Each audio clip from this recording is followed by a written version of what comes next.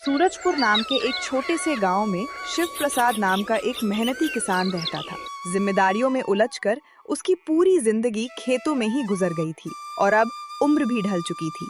उसका सहारा बस उसका बेटा दीपक था। बचपन में ही माँ को खोने के बाद शिव प्रसाद ने ही उसे पाल पोस कर बड़ा किया।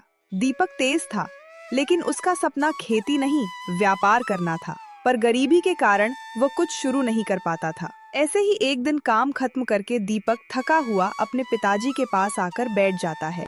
पिताजी, काम तो पूरा हो गया, पर कब तक हम सिर्फ खेती से ही घर चलाते रहेंगे? मेरा मन तो हमेशा से व्यापार करने का है। मैं कुछ बड़ा करना चाहता हूँ, आपका नाम रोशन करना चाहता हूँ। बेटा, मैं भी यही चाहता हूँ, पर हमारे पास इतना पैसा नहीं कि तू कारोबार शुरू कर सके। जो कमाते हैं वो घर और दवाइयों में ही खत्म हो जाता है। लेकिन तू चिंता मत कर, मेहनत करता रहे, भगवान एक दिन जरूर तेरी मेहनत का फल देगा। पिताजी, आपकी बातें सुनकर सारी थकान दूर हो जाती है। मुझे खुद पर और आप पर पूरा भरोसा है। एक दिन जरूर कुछ बड़ा करूँगा। बस कभी हार मत मानना बेटा, मेहनत करने वालों की हार नहीं होती। तेरी माँ के बाद तू ही मेरा सब कुछ है, तेरी सफलता ही मेरा सपना है।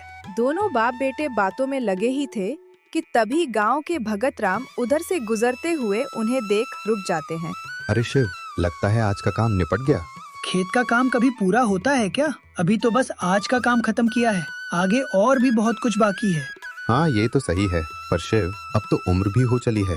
क्यों ना दीपक को कुछ अलग करने का मौका दो, ताकि वो आगे बढ़े और तुम्हें भी थोड़ा आराम मिले। मैं भी यही चाहता हूँ भगत राम। दीपक होशियार है, बड़ा आदमी बन सकता है, पर गरीबी नई शुरुआत करने ही नहीं देती। घर खर्च, दवाइयाँ, कुछ बचता ही नहीं। पिताजी, आप चिंता करना छोड़ दीजिए, मैं जरूर कुछ कर दिखाऊंगा। आप किसान जरूर है, लेकिन मेरे लिए आप सबसे बड़े इंसान हैं। वाह बेटा, यही जज्बा चाहिए। अगर यहाँ का काम पूरा हो गया है तो चलो अब घर चलते हैं। भगत राम की बात मानकर तीनों घर की ओर लौट पड़ते हैं और दिन की थकान के साथ रात भी गहराने लगती है।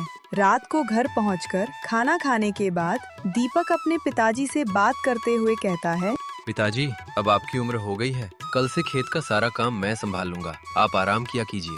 तेरी बात सही है बेटा, लेकिन इतना काम तू अकेला नहीं कर पाएगा।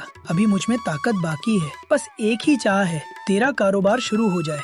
ठीक है पिताजी, आप खेत पर जाया कीजिए, पर भारी काम मत कीजिए, वो सब मैं कर लूंगा।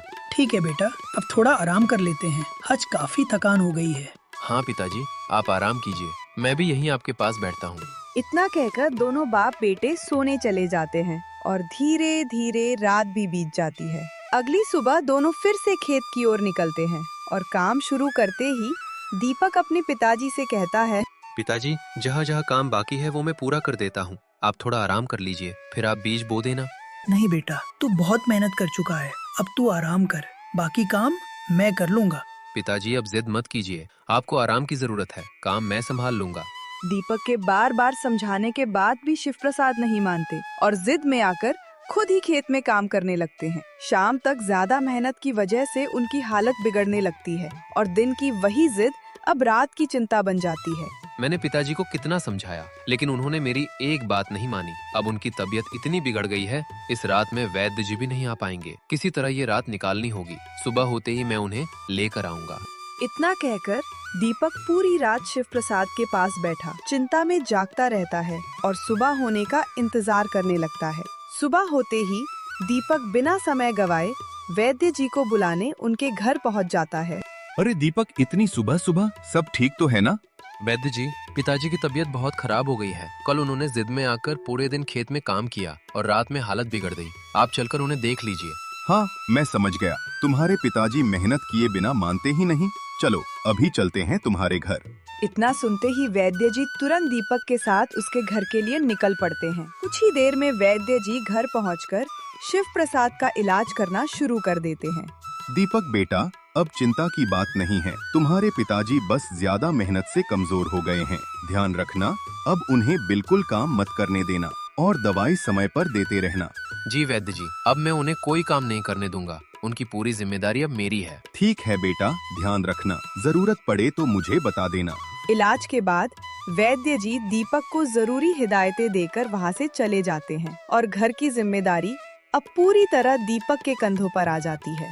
ऐसे ही कुछ दिन बीत जाते हैं। शिव प्रसाद की तबीयत भी अब पहले से बेहतर हो जाती है और एक दिन खेत से लौटते समय दीपक की मुलाकात एक अनजान सेठ रतन चंद से होती है। अरे बेटा, क्या तुम इसी गांव के रहने वाले हो? जी सेठ जी, मैं यहीं का हूँ। बताइए, मैं आपकी क्या मदद कर सकता हूँ? मैं एक व्यापारी हूँ और यहाँ की जमीन अपने नए कारोबार के लिए देख रहा हूँ, लेकिन मुझे समझ नहीं आ रहा कि ये मेरे काम के लिए सही है या नहीं। सेठ की बात सुनते ही दीपक के चेहरे पर हल्की मुस्कान आ जाती है, जैसे उसके सपनों को अचानक एक नया रास्ता मिल गया हो। सेठ जी, आप बिल्कुल चिंता मत कीजिए, मैं आपको इस जमीन की पूरी जानकारी दे देता हूँ। वैसे भी मुझे व्यापार में काफी रुचि है। दीपक पूरे आत्मविश्वास के साथ सेठ रतन चंद को जमीन से जुड़ी हर छोटी बड़ी जानकारी विस्तार से समझाने लगता है। वाह बेटा, तुमने तो कमाल कर दिया। तुम बहुत होशियार और ईमानदार लगते हो। क्या तुम मेरे साथ काम करोगे? मैं तुम्हें अच्छा वेतन दूंगा। ये सुनकर दीपक के चेहरे पर खुशी साफ झलकने लगती है और वह मुस्कुराते हुए बोलता है, सेठ जी, ये तो मेरे लिए बहुत बड़ी बात है। मैं पूरी लगन से आपके साथ काम करूंगा। ठीक है बेटा, कल से आ जाना। मैं अपना आदमी तुम्हें लेने भेज दूंगा। और हाँ, तुम्हारा नाम? सेठ जी, मेरा नाम दीपक है। ठीक है दीपक बेटा, कल मेरे कारोबार की जगह पर मिलते हैं। इतना कहकर सेठ रतन चंद वहाँ से चले जाते हैं और दीपक के सपनों को एक नई दिशा मिल जाती है। रात के समय घर पहुंचकर दीपक अपने पिताजी को दिन में हुई सारी बात बताते हुए कहता है, पिताजी, आज एक बहुत अच्छी बात हुई। रास्ते में मेरी मुलाकात एक सेठ जी से हुई। दीपक अपने पिताजी को सेठ रतन चंद से हुई मुलाकात और व्यापार के नए अवसर के बारे में पूरी बात बताता है। ये तो बहुत खुशी की बात है बेटा, तो कल ही उनके पास चला जाना। भगवान ने तेरा रास्ता खोल दिया है। जी पिताजी, उनका एक आदमी मुझे सुबह लेने आएगा, मैं उसके साथ चला जाऊंगा। यह कहकर दोनों सोने की तैयारी करते हैं और एक नई शुरुआत की उम्मीद उनके दिल में जाग उठती है। अगली सुबह नए उत्साह के साथ दीपक सेठ जी के बुलावे का इंतजार कर रहा होता है। तभी बाहर से किसी की आवाज सुनाई देती है। दीपक, घर पर हो ना? सेठ जी ने तुम्हें बुलाया है। आवाज सुनते ही दीपक तुरंत चलते हुए घर से बाहर आता है, जहाँ सेठ रतन चंद का आदमी उसे लेने आया होता है। अच्छा, तो आप सेठ रतन चंद जी के आदमी हैं। चलिए, मैं तैयार हूँ। हाँ, लेकिन थोड़ा जल्दी करना होगा। सेठ जी समय के बहुत पक्के हैं। रास्ते में जो पूछना हो पूछ लेना। ठीक है भैया, चलते हैं। इतना कहकर दोनों सेठ रतन चंद के काम की जगह की ओर निकल पड़ते हैं। तभी रास्ते में चलते चलते दीपक पूछता है, भैया, आप कब से सेठ रतन चंद जी के साथ काम कर रहे हैं? लगभग 4 साल से। और सच कहूँ तो सेठ जी बहुत ही नेक और समझदार इंसान हैं। इसी वजह से उनका कारोबार इतनी ईमानदारी से आगे बढ़ रहा है। बातें करते करते दोनों आगे बढ़ते जाते हैं और कुछ ही देर में सेठ जी के कारोबार वाली जगह पर पहुंच जाते हैं, जहां उनका पूरा व्यापार संभाला जाता था। सेठ जी, मैं दीपक को ले आया हूँ। थोड़ा दूर होने की वजह से देर हो गई। कोई बात नहीं बंसी, अब तुम जाकर अपना काम संभालो और बाकी सबको भी काम पर लगा दो। जी सेठ जी, मैं अभी जाकर सबको बता देता हूँ और अपने काम पर लग जाता हूँ। इतना कहकर बंसी वहाँ से अपना काम करने के लिए निकल जाता है। दीपक, आज तुम्हारा पहला दिन है, इसलिए तुम गोपाल के साथ जाओ। वो तुम्हें सारा काम समझा देगा। गोपाल, इसे हर चीज अच्छे से समझा देना। जी सेठ जी, मैं दीपक को हर काम अच्छे से समझा दूंगा, आप चिंता मत कीजिए। चलिए गोपाल भैया, काम में देर ठीक नहीं होती, समय पर शुरू करते हैं। इतना कहकर दीपक और गोपाल तुरंत काम की जगह की ओर चल पड़ते हैं। कुछ ही देर में वे वहाँ पहुँच जाते हैं, जहाँ हर तरफ काम की हलचल और अनुशासन साफ नजर आ रहा था। दीपक, यही हमारे कारोबार की मुख्य जगह है। अब यहाँ के काम, हिसाब किताब और सबकी देखरेख तुम्हें करनी हो। बस ध्यान रख, कोई गलती नहीं होनी चाहिए। आप चिंता मत कीजिए गोपाल भैया, व्यापार मेरा सपना है। मैं पूरी ईमानदारी से काम करूंगा। एक दिन सेठ जी खुद मेरी तारीफ करेंगे। तुम्हारा आत्मविश्वास अच्छा है। काम खत्म करके दफ्तर में आ जाना, मैं और सेठ जी वहीं मिलेंगे। इतना कहकर गोपाल वहाँ से चला जाता है और दीपक पूरे जोश के साथ अपने काम में लग जाता है। कुछ समय बीतते ही दीपक अपनी मेहनत और ईमानदारी से सेठ जी का सबसे भरोसेमंद आदमी बन जाता है। दीपक, काम कैसा चल रहा है? सच कहूँ, तुम्हारे आने के बाद मेरी चिंता खत्म हो गई है। तुमने व्यापार बहुत अच्छे से संभाल लिया है। धन्यवाद सेठ जी, मैं इसे अपना ही काम समझकर पूरी ईमानदारी से करता हूँ और आपकी वजह से ही आज सब अच्छा चल रहा है। ये सब तुम्हारी मेहनत का फल है बेटा। ऐसे ही काम करते रहें तो एक दिन तुम्हारा अपना व्यापार भी जरूर शुरू होगा। मैं हमेशा तुम्हारे साथ हूँ, बस मेरा भरोसा बनाए रखना। सेठ जी, आपका विश्वास ही मेरी सबसे बड़ी ताकत है। मैं कभी आपको निराश नहीं करूंगा।